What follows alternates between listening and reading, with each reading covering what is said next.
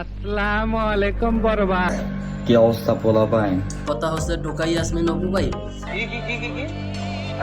কথা হচ্ছে ঢোকাই ইয়াসমিন অপু ভাই। এটা হাস্যকর এই দেশের জনগণের জন্য হাস্যকর। পোলাপানের অবস্থা তো ভালোই আছে, আমের গাভীর কি অবস্থা? তো আলহামদুলিল্লাহ। তোমাদের আব্বুকে নিয়ে কথা বলার কারণে তোমাদের অনেক জ্বলতেছে, তাই না? না, এটা খারাপ না, এটা ভালো। I like it. रुको जरा सबर करो। এই ঢোকাইর বাচ্চা ওমর ভাই আমাকে আব্বু, ওমর ভাই তো আমাকে ভাই। আব্বু হইলে তোর হইতে পারে, কারণ তোর তো আব্বা নেই, হালাত ভালো। তুই আব্বাকে ডাকি, আজকের তো তুই আব্বা কবি। আর ওমর ভাইয়ের কাছে মাপ চাবি যে আব্বা আমি আর এই সমস্ত সোশ্যাল মিডিয়ায় কোনো অশ্লীলতা কোনো কাজ করবো না, আর অশ্লীল ভিডিও ছাড়বো না। এভাবে ওমর ভাইয়ের কাছে তুই মাপ চা লাগবো। আর ওমর ভাইয়ের তুই আব্বা কর, আব্বাকে ডাকবি আর কবি যে আব্বু এরকম ভিডিও আমি ছাড়ব না, আমার কোনো ভিডিও বানাই দেবে, তাইলে হোক। ওমর ভাই আমাকে আব্বা লাগে, ওমর ভাই আমাদের ভাই, শুধু ভাই। शाबाश बेटा। তো ও আমাকে নিয়ে অনেক রোস্টিং ভিডিও করছে। তোরা আব্বু ওমরের রোস্টিং করার কারণ হয়েছে তোরা অনলাইন ডারে নাপাক বানায় ফেলাইতেছিস। আল্লাহ টোকের বাস্তা টোকাই অনলাইনের ভিতরে যা মন চায় তাই করতে। তো আমি 2025 নিয়ে একটা ভিডিও বানাইছিলাম যে আমি নতুন বছরে নতুন কিছু দেখাবো। আলহামদুলিল্লাহ আমি অনেক কিছু দেখাইছি আপনাদেরকে। নতুন বছরে নতুন ডুবাই আন গাবিলা ভিডিও বানাইতেছিস, হেয়া দেখাইতেছিস, আমরা হেয়াই দেখতে আসি। আর কি দেখাইছিস? আর তো কিছু দেখতে আসি না।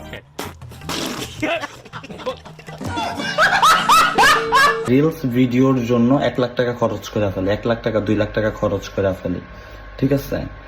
সব মিশে কথা।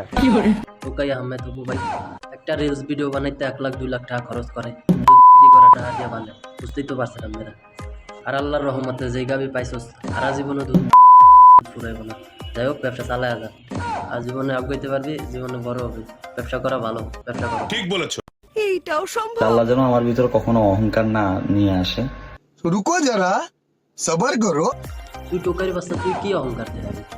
মানুষ কি জানে না তুই টোকাইছিলি? আর তুই অহংকার করে কার ভালো ভালাবি? আল্লাহ টোকাই।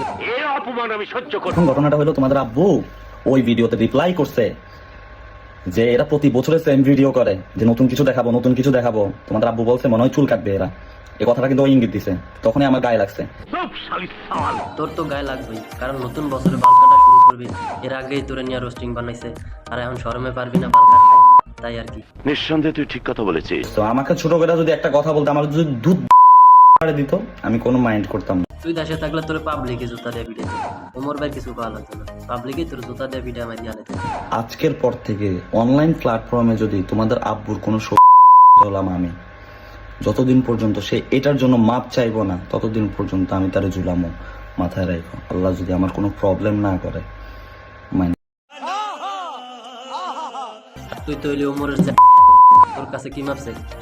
এই মানদারি আর তোর তো ভালো ভালোটির কাছে তো মাপ চায় না, তুই তুই সুলকা মাইন্দার। এখন তোমরা বিবেচনা করে বলবা যে এই কথাটা যে বলছে এটা কি ও ঠিক বলছে? ওমর তো ঠিকই বলছে। যে তোমাদের আব্বু কি ভুল করছে না ভালো কিছু করছে বলো? একটা কথা কই, সর্বশেষ একটা কথা বলি। তোরে নিয়ে আমি ভিডিও বানাইতাম না, ভিডিও বানানোর কারণ হচ্ছে ওই যে তোরে নিয়ে রোস্ট করছে, যেমন তোর গায়ে লাগছে তাই ঠিক তেমনই আমাদেরও গায়ে লাগছে। ওমরে তুই আমাদের আব্বু বানাইছিস, আমরা তার সাপোর্ট করি, তার ভিডিও আমাদের ভালো লাগে, তাই তারা ফলো করি সব সময়। যার কারণে আমি ভিডিওটা বানাইলাম। তোর ভিডিও বানাইলে তোর গায়ে লাগে, তা ঠিকই আমাকে গায়ে লাগছে, তাই তোরে নিয়ে ভিডিওটা বানাইলাম। আর আমার পারলে বাল ফালাইতা, আর কি করতাম। शाबाश बेटा।